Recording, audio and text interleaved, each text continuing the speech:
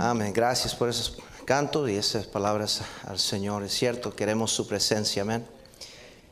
En 1 Reyes capítulo 18, hermanos, si me prestan su atención, y quiero agradecer a todos los visitantes por su paciencia. Hemos llegado a lo que es la predicación de la palabra de Dios. Y aquí en nuestra iglesia creemos nosotros que esa es la razón por la cual nos reunimos, para venir a escuchar predicación de la palabra de Dios. Y hemos estado orando para que Dios bendiga este momento y este tiempo alrededor de la palabra de Dios. Solo voy a pedir que si tiene su teléfono, guárdelo, pónganlo en vibración, que no vaya a ser una distracción para usted a poner atención a la palabra de Dios. A veces pensamos que el teléfono está en silencio y no está, y a alguien se le ocurre llamarnos, o una alarma, o etcétera, y de repente está sonando y eso causa interrupción. Si usted puede, alcance el teléfono, asegúrese que está en vibración y apáguelo, ¿verdad? Y si no sabe cómo ponerlo en vibración, désele a un niño de 2 años, si amor él le ayuda. Amén. 1 Reyes capítulo 18, ¿estamos ahí? Aquí, hermanos, nos encontramos con el rey Acab, el mal rey Acab. Acab fue el 7º rey de Israel que sucedió a su padre Omri en el año 918 antes de Cristo, y reinó 22 años. Acab se casó con una mujer llamada Jezabel. Era mujer ambiciosa e idólatra. Fue ella quien ejerció gran influencia para introducir en Israel el culto de Baal y Astoret. Acab erigió un templo en Samaria al dios Baal. Persiguió a los profetas de Dios. A causa de esta apostasía, Dios castigó a Israel con 3 años de sequía y hambre, hasta que el profeta Elías desafió y eliminó a los profetas de Baal en el monte Carmelo. Si nota conmigo en el versículo 17, Acab está desesperadamente buscando a todos los profetas. Está buscando no solo los profetas, pero Elías en particular. Él sabía que en el capítulo 17, versículo 1, Elías le había declarado a Acab que no habría lluvia ni rocío en estos años, por palabra de Dios y por palabra de él. Él sabía que Elías le había dicho la sentencia o la maldición que vendría. Y en el capítulo 18, versículo 17, por palabra de Dios y mandato de Dios, Dios le dice a Elías: ve y confronta a Acab. Y por fin se encuentra en el versículo 17, y cuando Acab vio a Elías, le dijo: ¿eres tú el que turbas a Israel? O sea, Acab ahora estaba echándole la culpa al hombre de Dios. Pero Elías le aclaró que la sequía había venido por culpa de él. Dice, y él respondió: yo no he turbado a Israel. ¿Y qué dice las siguientes 2 palabras? Sino tú y la casa de tu padre, dejando los mandamientos de Jehová y siguiendo a los que Baales. Sino tú. O sea, vino una sequía que trajo muerte y enfermedad a toda la tierra, a los habitantes de la tierra, las bestias, a los hogares, a las familias, a los matrimonios, a la economía, a la comunidad. Todos fueron afectados a causa de la sequía de Acab.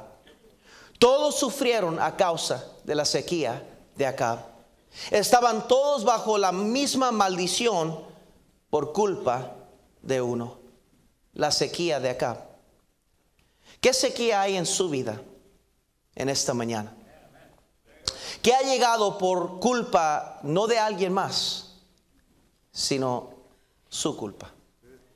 El pecado de su matrimonio, el pecado de un matrimonio maldecido, el pecado de su reinado, corrumpo, su falta de temor, el adorar a los Baales. Dios había declarado juicio en contra de Acab y Jezabel y de toda la tierra. Era un rey malo, perverso. Era un rey que había abandonado a Dios por seguir a los dioses de su mujer Jezabel. Meramente una bruja, una mujer perversa, una mujer que la traía en contra de los profetas de Dios. Tanto que Abdías tuvo que esconder a los profetas en cuevas y los juntó por grupos de 50 y nomás los alimentó con pan y agua. Porque Jezabel se le ocurrió: vamos a matar a todos los profetas de Jehová. Ese era el tipo de mujer y el tipo de rey que eran estos. Y no solo eso, pero el matrimonio corrupto que era. Acab era un mandilón meramente, siguiendo los órdenes de una mujer áspera, una mujer cruel. Un patrón no, por ejemplo, de la palabra de Dios. Un matrimonio diferente a lo que Dios había establecido. Era Acab el rey, no Jezabel.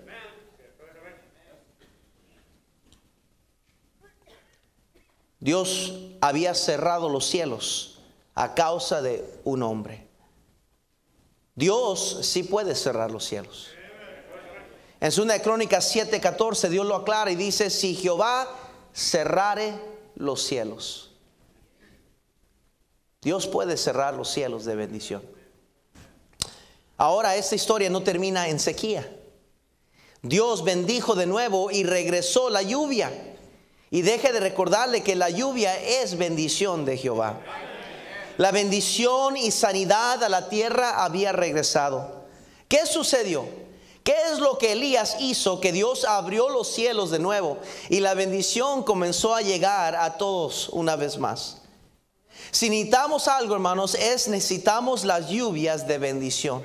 La presencia de Dios, el favor de Dios. Las hermanas acaban de cantar de la presencia de Dios.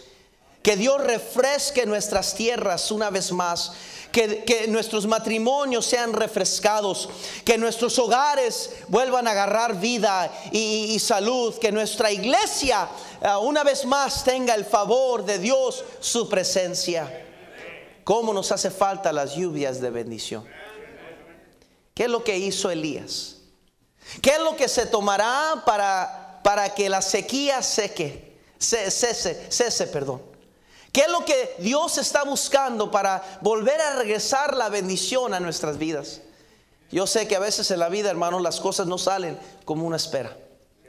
A veces cosas suceden fuera de nuestro control.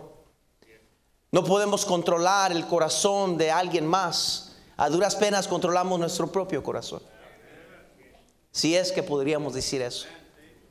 De repente gente que amamos nos lastiman o nos traicionan. De repente un hijo, una hija hace algo que no calculó, no pensó bien y comete un error gravísimo afectando todo el hogar. O de repente alguien más o la economía se echa a perder o pareciera que estamos salados, ¿verdad? Como decimos y las cosas no pueden mejorar. ¿Y por qué siempre nos va mal? ¿Y por qué no nos podemos levantar? Y hemos tratado todo, hemos tratado de acá y allá y pareciera que cada puerta se cierra.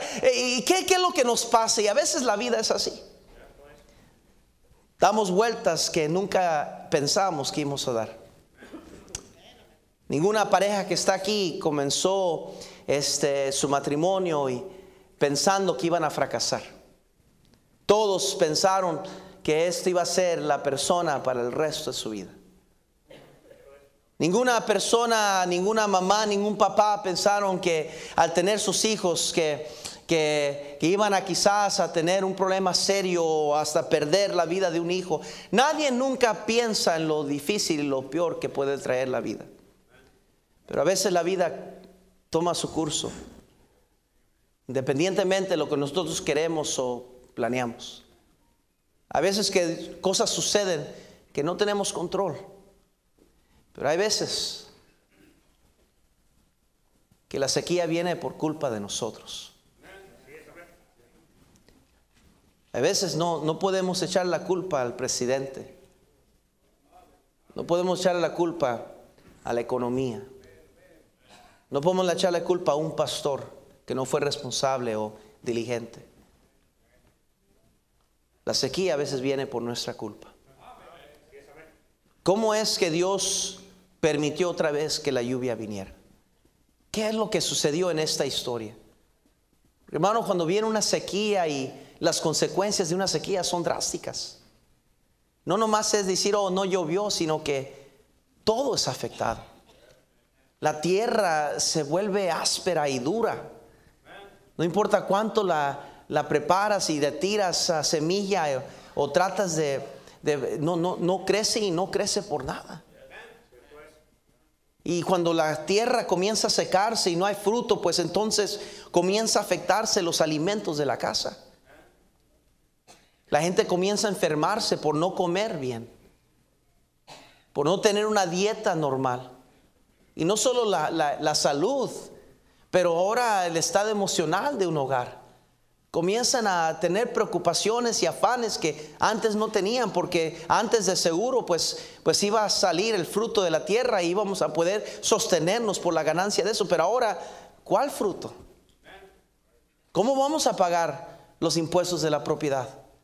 ¿Cómo vamos a sostener nuestro hogar? Y comienzan los problemas y pleitos a causa de las consecuencias de la economía. Y luego por causa de eso comienzan los matrimonios a pelearse. Y como ahora los matrimonios están peleándose y discutiendo todo el tiempo por el estrés y el afán y la ansiedad y cómo le vamos a hacer y los problemas que vienen a causa de una sequía. Ahora los hijos comienzan a ver tensión y pleito en el hogar entre mamá y papá, y ellos mismos dicen, pues entonces ¿qué estamos haciendo? Si mamá y papá se están agarrando como perros y gatos, y nosotros. Y comienzan los pleitos entre ellos. Comienzan a pelear ellos, comienzan a perder el interés en la familia, del hogar. Ya no quieren saber de mamá, papá, ya ni quieren estar en casa. Comienzan a ellos a ver por sí mismos y pierden el respeto y la confianza en papá que va a sostener, porque mira, hay sequía y cómo va a sostenernos. Y comienzan a pensar, hay que hacer algo, hay que ir a robar, hay que ir a hacer lo que tengamos que hacer para sobrevivir. Y comienza la inmoralidad. Y como comienza la inmoralidad, entonces la comunidad comienza a afectarse. Ahora no nomás es la familia, pero es el vecino. Son otros, es la congregación, la comunidad, que ahora todos tienen que pagar el precio de la sequía de aquel. Porque por la sequía de aquel viene consecuencias de que ahora me están asaltándome a mí o robándome a mí. Y se han robado mis animales, mis bestias, porque las de ellos se murieron, porque no tenían cómo alimentarlos y darles de beber. Y ahora yo estoy sufriendo a causa de la sequía de otro. Y a causa de la inmoralidad que traen esos hijos de ese hogar. Ahora hay consecuencias en la comunidad y ahora hay que arrestar o pleitos de aquel. Este está enojado con otro y comienza paso por paso a corrompirse todo por la sequía de uno. Ve, a veces pensamos que es nomás así por decir, bueno, yo no estoy bien con Dios y ¿qué? Who cares? Yo no afecto a nadie, déjeme en paz, déjeme nomás así como estoy. Si yo no quiero, está bien, déjeme. No me vengan a reclamar ni me esperen nada de mí, déjeme así como estoy. Y pensamos que no traemos consecuencia a nadie. Pero déjeme recordarle, queridos, todos aquí afectamos a alguien más.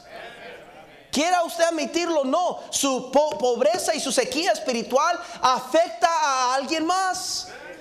Tarde que temprano, su sequía va a afectar, comenzando con su hogar, con su familia, sus hijos. Y después los vecinos, y después la comunidad, después la congregación, la iglesia, otros. Toda la tierra sufrió la sequía de acá. Hasta el hombre de Dios se le secó el arroyo el cual él bebía y disfrutaba. Todos pagan la consecuencia de la sequía de uno, por la culpa de uno. Le vuelvo a preguntar esta mañana,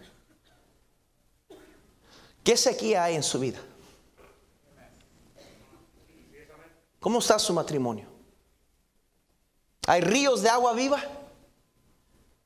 Hay energía, hay electricidad, hay emoción, hay felicidad, hay un romance que está en fuego. ¿O hay una sequía? ¿Cómo está su economía esta mañana? Hay tranquilidad, hay paz. ¿Sabe usted que Dios está con usted? ¿Ha honrado a Dios con sus bienes? Sí, están viviendo apretados, pero Dios es bueno y lo está viendo día tras día, alimentando, cuidando de usted. O ya tiene años, ya tiene meses de que no ha visto a Dios obrar milagrosamente en su vida. ¿Hay sequía? ¿Cómo está su espíritu? ¿Anda luchando con la depresión? Cuando tenemos un Dios bueno, un Dios que está sentado en el trono de la gracia de Dios, que es el Rey de reyes y Señor de señores, no hay límite a su reino.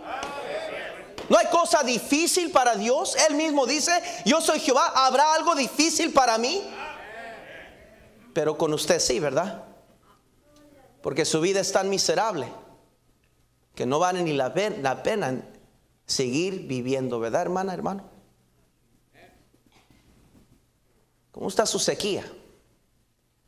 Que ya los hijos no ven gozo y alegría en la casa. Que ven mamá y papá tristes y secos. No platican, no ríen, no comparten nada. No hay amor, no hay afecto. Podemos pretender muy bien, hermanos. Podemos pretender: oh, muy buen sermón. Ok, pastor, estuvo muy elocuente. Un exegésis ahí muy correctamente. Pero ¿cómo está la sequía en su vida? ¿Han perdido el hogar, el interés? ¿Ha perdido el hogar, la familia, el amor, la emoción de vamos a servir a Dios, vamos a ser fiel a Dios? ¿Cómo estamos en caminar con Dios? ¿Cómo estamos sirviendo a Dios? Y hay música espiritual en el hogar, los hijos cantando a Dios, la esposa poniendo versículos nuevos en la pared y decorando su hogar con amor, con entusiasmo. O ya los cuadros que tienen años se están cayendo, están de lado, ya nadie les pone atención. Hay telarañas por todas partes porque se ha perdido el interés, el amor, el cariño que debe brindar en el hogar, porque alguien está seco espiritualmente. ¿Cómo está la sequía?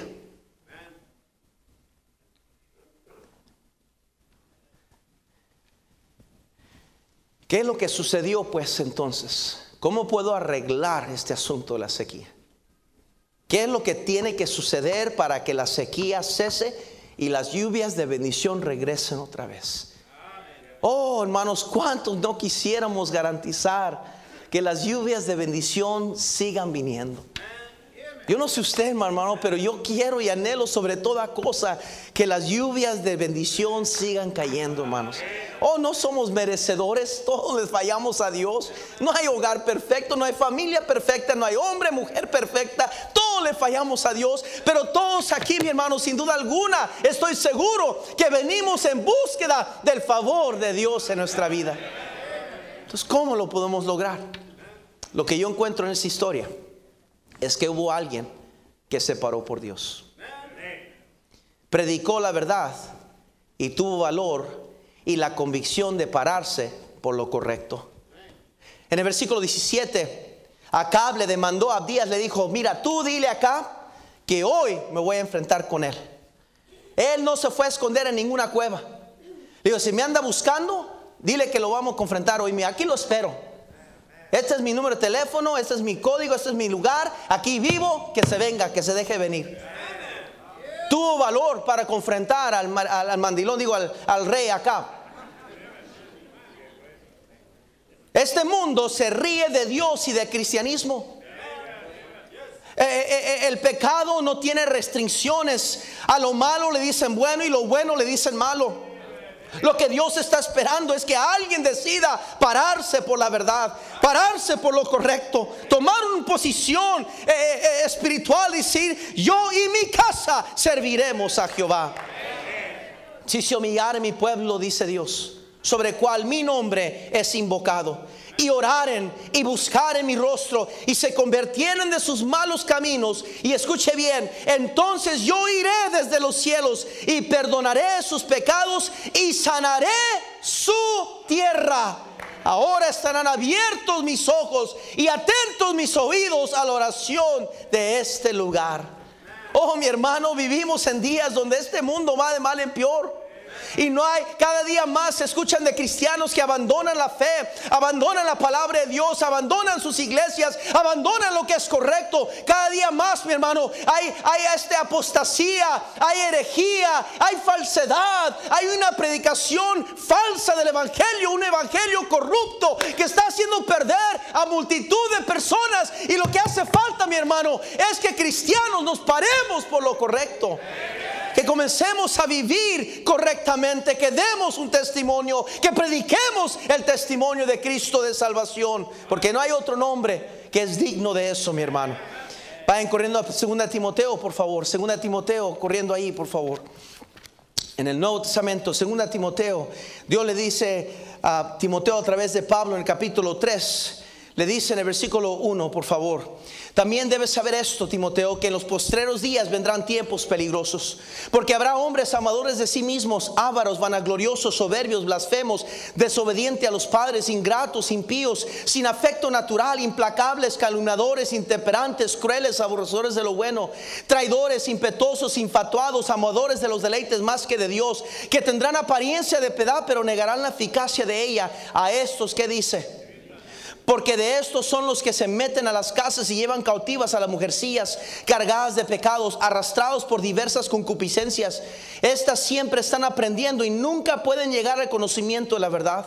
Y de la manera que Janes y Jambres resistieron a Moisés, así también estos resisten a la verdad. Hombres corruptos de entendimiento, réprobos en cuanto a la fe. Mas no irán más adelante, porque su insensatez será manifiesta a todos, como también lo fue la de aquellos. Pero tú has seguido mi doctrina, conducta, propósito, fe, longanimidad, amor, paciencia, persecución, padecimientos, como los que me sobrevinieron en Antioquía, en Iconio, en Listra, persecución que he sufrido, y todos me ha librado el Señor. Y también todos los que quieren vivir piadosamente en Cristo Jesús padecerán, ¿qué, querido hermano? Mas los malos hombres y los engañadores irán de mal en peor, engañando y siendo engañados. Pero persiste tú en lo que has aprendido y te persuadiste, sabiendo de quién has aprendido. Le está diciendo a Timoteo: no abandones tus convicciones, no dejes la senda antigua, no dejes la sana doctrina que has aprendido. Versículo 15: y desde la niñez has sabido las sagradas escrituras, las cuales te pueden hacer sabio para la salvación por fe que es en Cristo Jesús. Toda la escritura es inspirada por Dios y útil para enseñar, para redarguir, para corregir, para instruir en justicia, a fin de que el hombre de Dios sea perfecto, enteramente preparado para toda buena obra. Y agarren lo siguiente, capítulo 4, versículo 1: te encarezco delante de Dios y del Señor Jesucristo, que juzgará a los vivos y a los muertos en su manifestación y en su reino, que prediques la palabra, que inces a tiempo y fuera de tiempo, redarguye, reprende, exhorta con toda paciencia y doctrina. Porque vendrá tiempo cuando no sufrirán la sana doctrina, sino que teniendo comezón de oír, se amontonarán maestros conforme a sus propias concupiscencias, y apartarán de la verdad del oído y se volverán a fábulas. Pero tú, sé sobrio en todo, soporta las aflicciones, haz obra de evangelista, cumple tu ministerio. Lo que le estaba diciendo a Timoteo es: mira, va a llegar un tiempo en tu ministerio donde tienes que pararte por la verdad. Va a tener que pararte firme y predica la palabra, predica y redarguye y exhorta, aunque tengan comezón de oír y se ofendan. Tú párate por la verdad. Y lo que estoy tratando de decirle, mi hermano, es como Moisés preguntó en el desierto cuando hubo disensión y apostasía. Se puso Moisés en la puerta del campamento y dijo: quien está por Jehová, júntese conmigo. ¿Qué estoy diciendo en esta mañana? Que lo que Dios necesitaba ver para que la lluvia regresara es que hubiera alguien que se parara por la verdad, que alguien que se regresara a lo que era correcto, hacer lo que es correcto. ¿Sabe, mi hermano? No se necesita un conjunto de todos para tratar de cambiar un hogar. ¿Sabe que solo Dios necesita uno en el hogar para cambiar un hogar? ¿Sabe que solo Dios necesita una persona para cambiar en un matrimonio? ¿Sabe que solo Dios necesita a uno de todos los hijos en un hogar para cambiar a todos en la casa? Mi hermano, Dios siempre ha operado con el número uno, y se toma una persona para hacer la diferencia, mi hermano. Lo que el problema es que todos estamos esperando que todos Que todos, mientras Elías era el único parado y los demás estaban escondiéndose y comiendo pan y tomando agua, Elías estaba solo enfrente de Acab, enfrentándose a Jezabel, parándose por la verdad, y le reclama y dice: tráeme a todos al monte Carmelo y ahí vamos a ver quién es el verdadero Dios. ¿Qué estoy diciendo? Es que ya basta el tiempo, mi hermano, donde nos hacemos un lado y queremos olvidarnos de que tenemos un deber como cristianos de pararnos por lo que es correcto. Tantos cristianos que están abandonando sus convicciones, que antes servían a Dios, ahora ya no sirven. Antes eran fieles, ahora ya no son fieles. Antes creía a la mujer vestir de una manera, ahora se ha olvidado de esas convicciones. Antes el hombre creía ser un tipo de hombre así, ahora ha cambiado sus convicciones. Hermano, estamos abandonando lo que se nos enseñó, lo que sabemos que es correcto, la palabra de Dios, mi hermano. No podemos. Yo sé que los hijos retan. Y yo sé que los hijos tratan de cambiar la dirección de un hogar. Y yo sé que los hijos tratan de retar convicciones y tratan de decirle a papá, mamá: ¿por qué tan estrictos? Y eso, el otro y otro. Y quieren criticar al liderazgo. Critique todo lo que quiera el liderazgo, son dignos de su crítica. Pero la palabra de Dios no cambia, mi hermano. Sigue siendo la misma ayer, hoy y será para siempre. Número 2. Hubo alguien que arregló el altar de Dios. Regresemos a nuestro pasaje, por favor. Primera de Reyes, capítulo 18, versículo 30.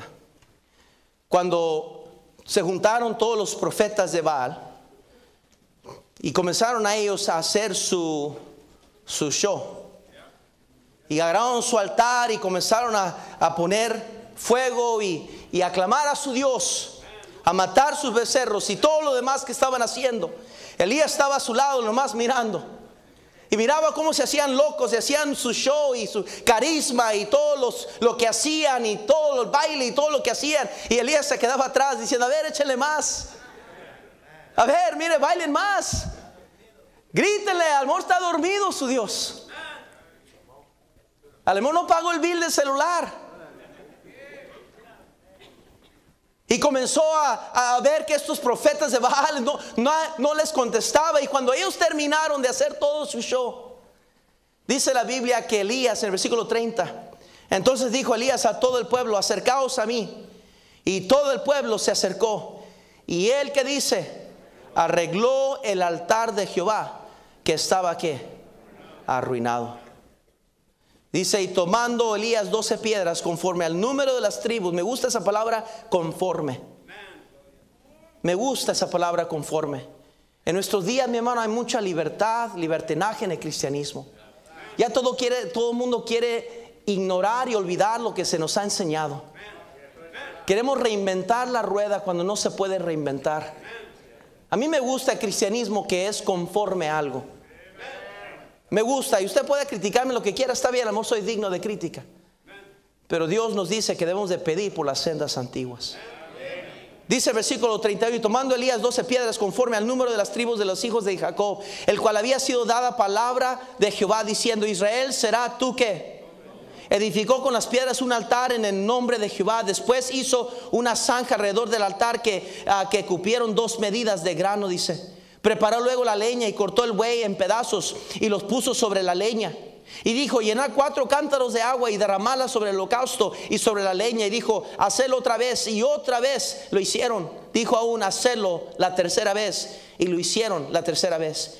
Y de manera que el agua corría alrededor del altar, y también se había llegado de agua la zanja. Cuando llegó la hora de ofrecerse el holocausto, se acercó el profeta Elías y dijo: Jehová, Dios de Abraham, de Isaac y de Israel, sea hoy manifiesto que tú eres Dios en Israel, y que yo soy tu siervo, y que por mandato tuyo he hecho todas estas cosas. Respóndeme, Jehová, respóndeme, para que conozca este pueblo que tú, oh Jehová, eres el Dios, y que tú vuelves a ti el corazón de ellos. Entonces cayó fuego del cielo y consumió el holocausto, la leña, las piedras y el polvo, y aún lamió el agua que estaba en ¿qué? La zanja. Oh, mi hermano, hubo alguien que arregló el altar de Dios que estaba arruinado. Lo que va a terminar la sequía en nuestras vidas será cuando arreglemos el altar que está arruinado de nuestras vidas. El altar que debe ver en nuestro matrimonio. ¿Se acuerda, hermano, hermana, cómo comenzó? Que decidieron que iban a vivir por fe y por fe únicamente. Iban a agradar a Dios. ¿Se acuerda cómo oraban juntos?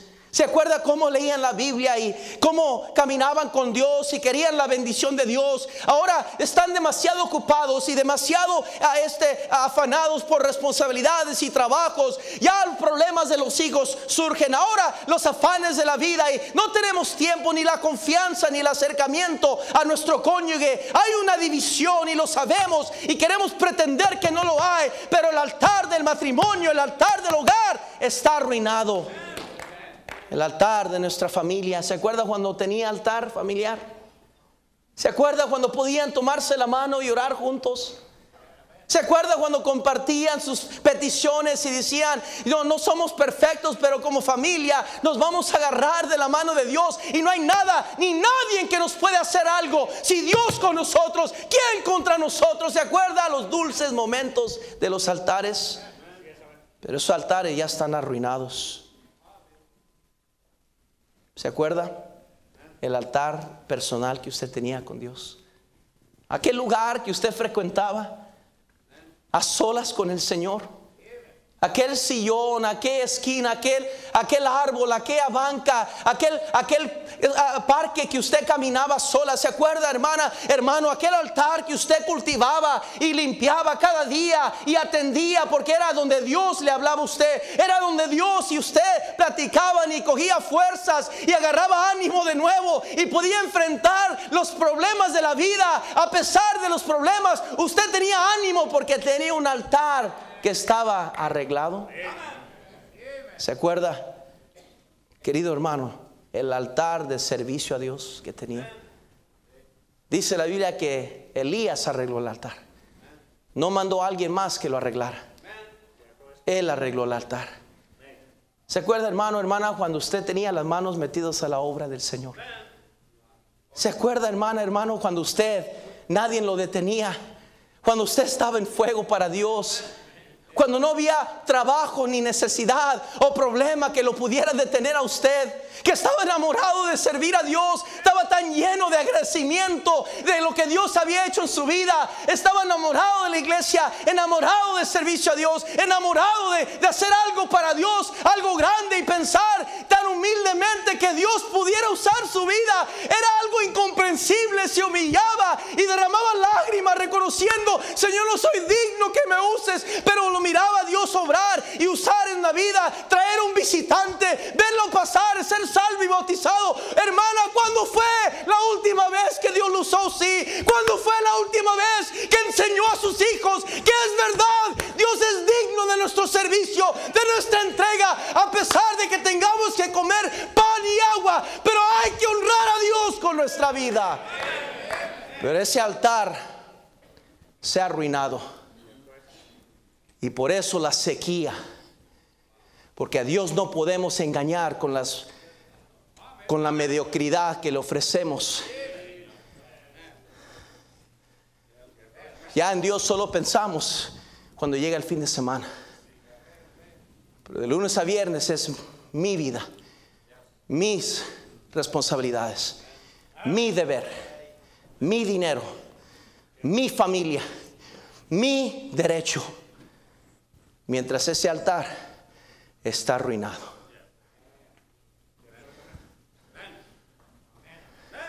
Elías no usó el altar de los profetas de Baal, porque estaba contaminado ese altar. Ellos habían ofrecido al dios Baal, y no dice que él fue al mismo altar de ellos. Dice que arregló el altar de Jehová. Eso habla de una exclusividad, de una separación. Es Dios que le dice a la iglesia: tengo contra ti que has perdido tu primer amor. Pablo le dijo a Timoteo: aviva el fuego del don de Dios que hay en ti.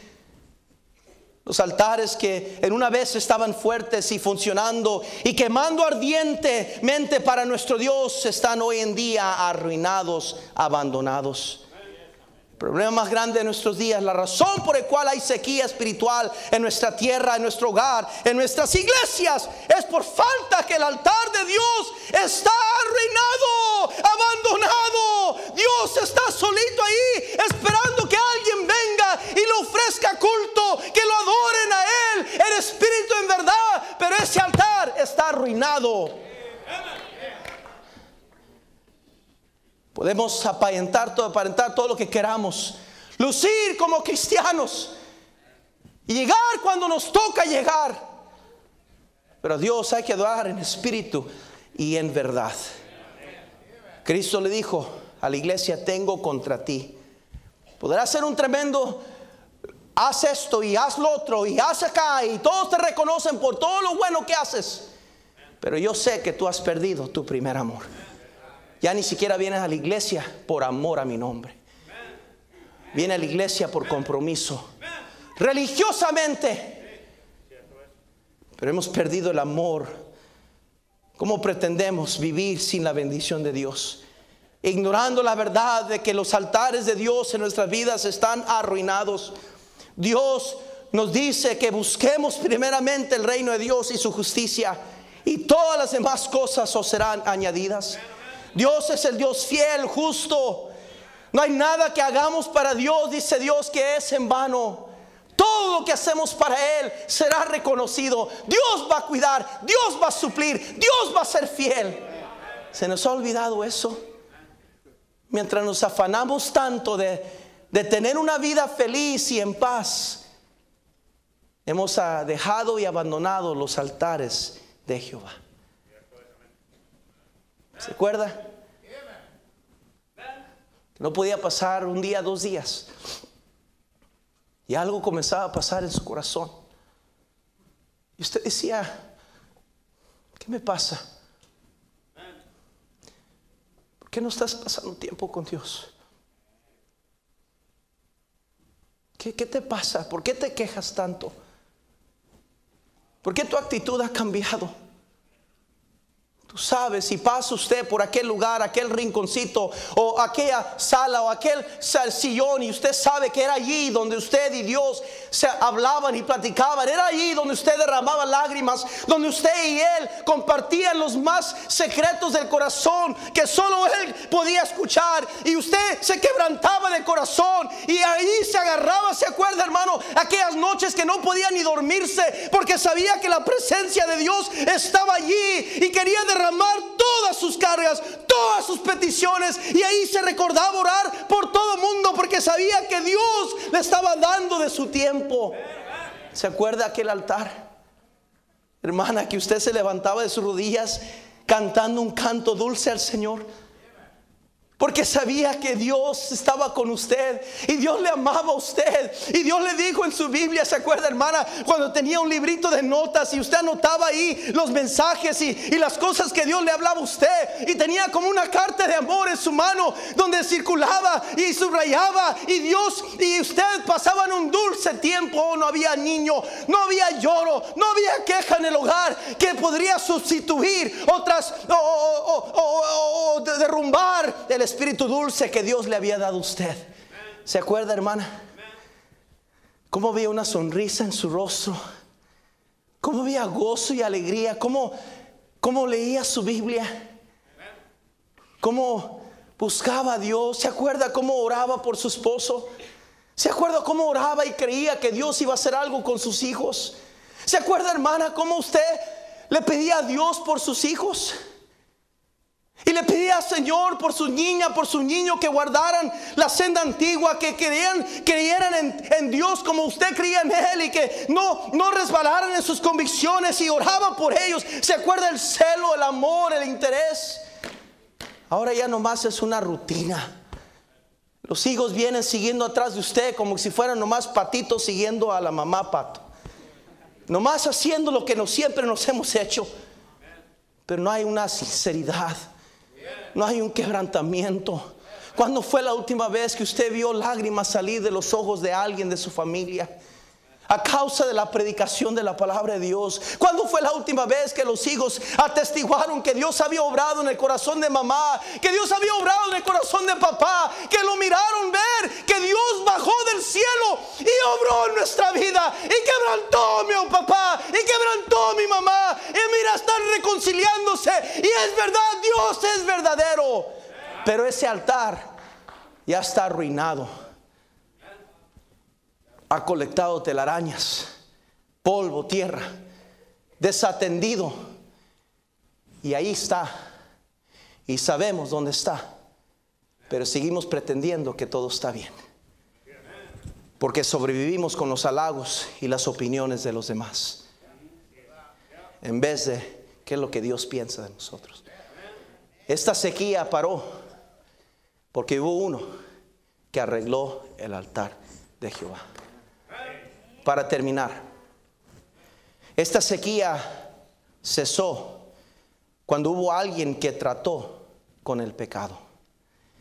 Versículo 38 al 40, dice así la palabra de Dios. Entonces cayó fuego de Jehová y consumió el holocausto, la leña, las piedras y el polvo, y aún lamió el agua que estaba en la zanja. Viéndolo todo el pueblo se postraron y dijeron: Jehová es el Dios, Jehová es el Dios. Entonces Elías le dijo: prended a los profetas de Baal, para que no escape ¿qué? Ninguno.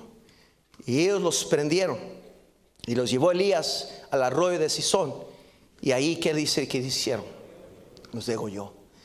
Alguien tenía que enfrentar los profetas de Baal, la idolatría de dioses paganos, de falsos dioses.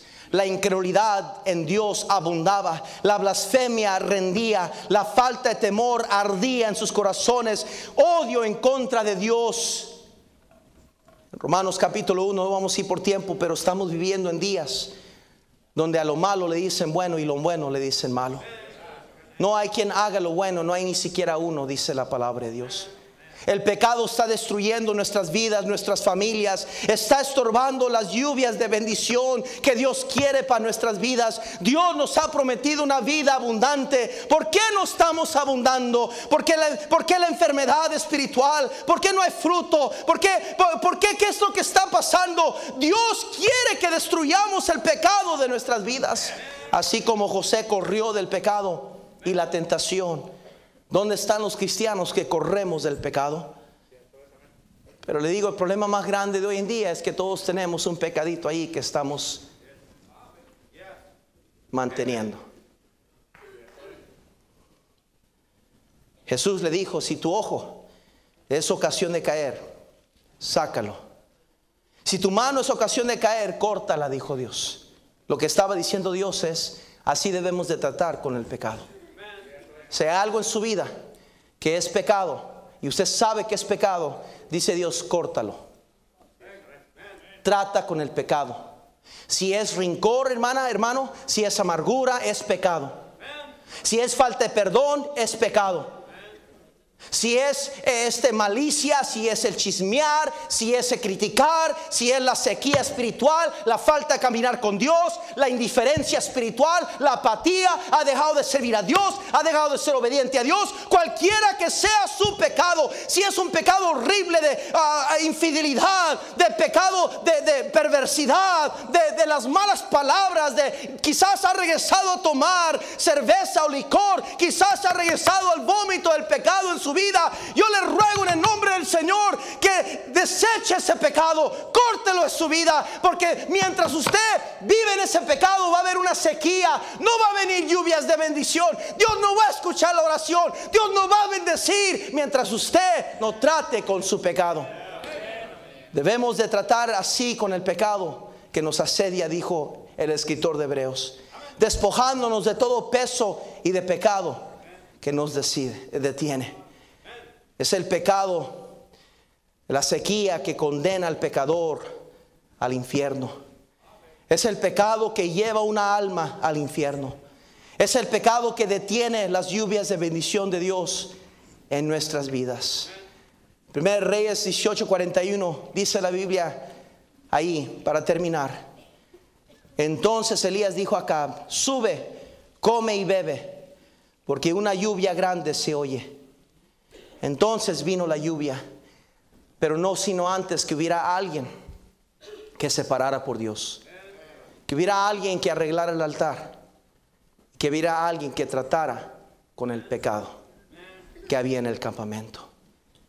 Hebreos 3, Hechos 3, 9, 19 dice: después del arrepentimiento vendrán de la presencia de Dios tiempos de refrigerio. David dijo, después de reconocer su pecado y arrepentirse y pedir a Dios que lo lavara y lo limpiara, dijo él en conclusión: entonces enseñaré a los transgresores tus caminos, y los pecadores se convertirán a ti. Antes que nada tenemos que tratar con el pecado. Es el pecado que condena al pecador al infierno. Dios no condena a nadie al infierno. Dios quiere que todos se arrepientan y procedan al arrepentimiento. Dios quiere que ninguno perezca. Pero es el pecado que condena al alma al infierno. Pero hay uno que puede limpiar todo pecado, y ese es el Señor Jesucristo. Él vino como oveja al matadero a ofrecer su vida en rescate de muchos, dice la Biblia, para perdonar al pecador. Y si usted está aquí hoy y dice: pastor, usted le pegó al clavo. Yo estoy cansado del pecado. Estoy cansado de lo que el pecado ha hecho en mi vida. Estoy cansado de lo que el pecado es. Ha arruinado mi matrimonio.